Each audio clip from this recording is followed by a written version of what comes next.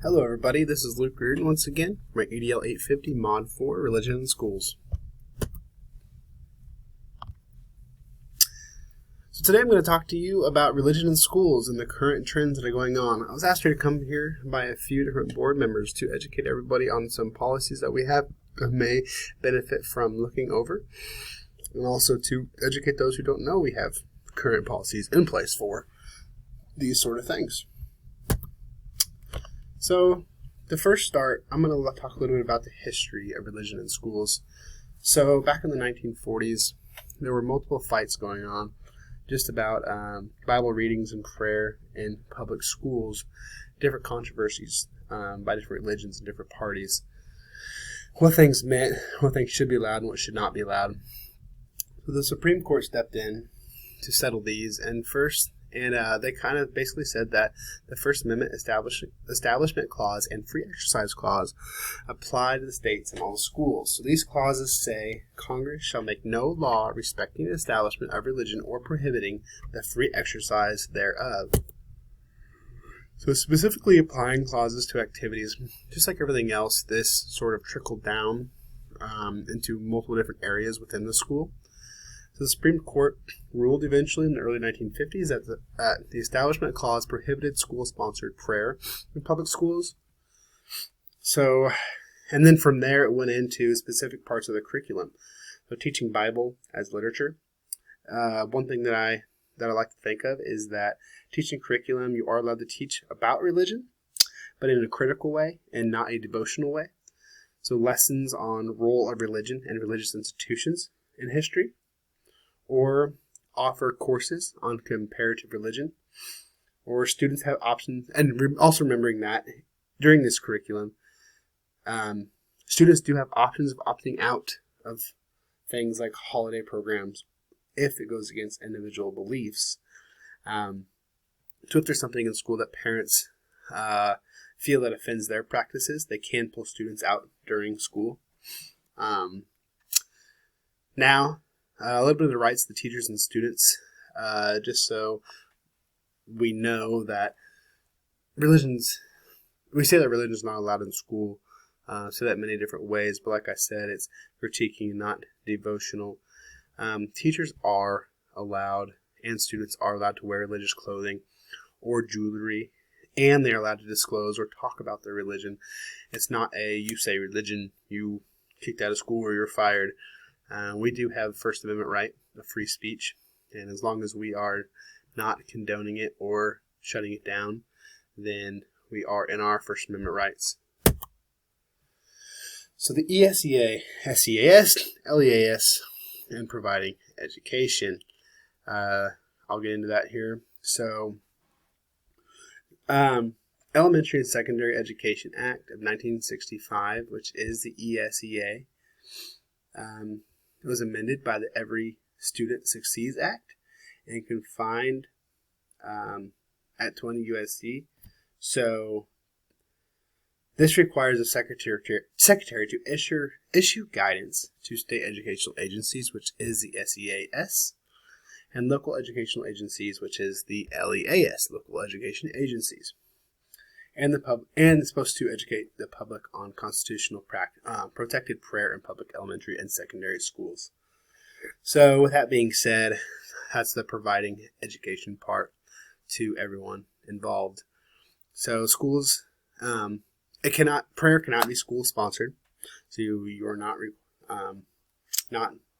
requiring prayer before meals or things like that. So they're not, or before football games or after football games, just for a few examples. Not during school activities or instruction. Once again, I just sort of mentioned football games and starting before school or before class, or to wish everybody a great day. You cannot require it and you cannot start it. So now, students and teachers, they can read Bibles, Torahs, Qurans, or other scriptures in privately initiated times, and we'll get into that in a little bit here in this slide, the Equal Access Clause. Coming back, we'll dive into that here more in a second. Use facilities is given to other non-curricular groups. Once again, we will get more into that in this Equal Access Clause of 1984. But basically, in a nutshell, we need to allow everybody to use the facilities, as if we are allowing, say, a chess club or a book club that has non-religious affiliations. We need to allow this to happen. That is non-curricular, so it's not school-sponsored, just as if it was not religious. So school employees, so all of us who are intended here today, we cannot discourage or encourage or actively participate in activities with students. So things such as meet at the pole before school or after school activities that we've heard that going across the country. We need to use religion today. We can use it as making a personal phone call. So during planned periods or during lunch or during after school, before school, or if we have some sort of time off throughout the day, we need to pretend like it is more private, so we are not offending anybody or feel like we are pressing our religious agenda onto somebody else. Okay, we cannot mandate or organize prayer in school settings as a school employee.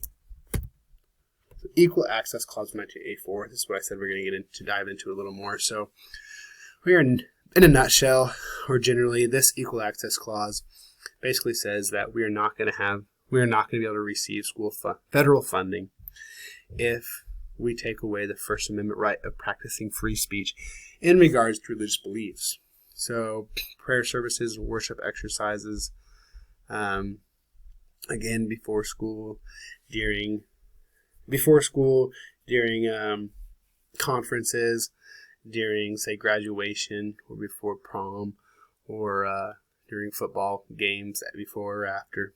So the means of publicizing meetings announced at the same time another non-curricular meeting would happen.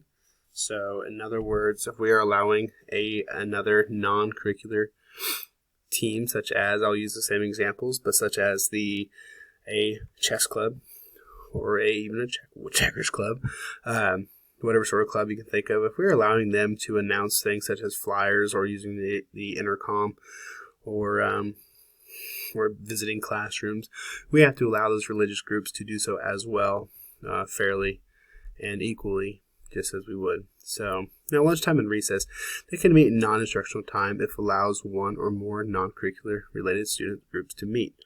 So if you say that a chess club can meet during lunchtime and recess, and you say a religion cannot, then that goes against their First Amendment and it goes against school policy. We have to allow them. But if we say no one's allowed to meet during lunch and recess at all, then we are within our rights. So leadership of religious student groups. This one is important, and I know it is highly argued upon. But anything with religion tends to butt heads with somebody. Somebody wants to argue anything about that. It tends to make people crazy. But religious student groups, they are allowed to say it is a Catholic group. They are allowed to appoint leaders that are Catholic. They do not have to appoint leaders that are of a different religious background. They are student groups. It is the same reason as if this was a Republican student group. They would not elect a president, vice president, secretary that's Democrat. So Trump's position of religion in schools. So January 26, 2020, there's an article NPR radio in Kansas. So Trump is very pro-prayer in schools. He was quoted saying, "Never stand between the people and God." Furthermore, the White House administration plans to streamline a complaint process that students can use to alert authorities when been religiously discriminated against.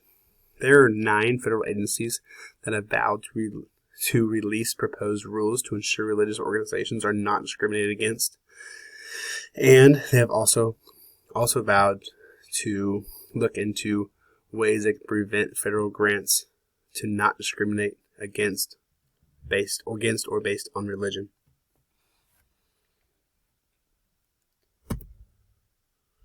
So here are a few policies for this USD 393 in Solomon, Kansas, that I believe we could benefit from looking at. So the opt-out policies, the non-curricular activities, religious versus non-religion, clothing policies, meaning of advertising, education on federal regulations. Now, that last one is not really a policy, but I think could be very beneficial for administration and for teachers to not only save their behinds, but to prevent any political or federal funding being withheld or any backlash if we educated everybody on what we are and are not within our rights as educators that work in a public facility. Here are the articles that I used for this presentation. I will send these out in this presentation that will be posted on the UST 393 website, so feel free to look at any of them. I'll open the board up now to any questions you may have.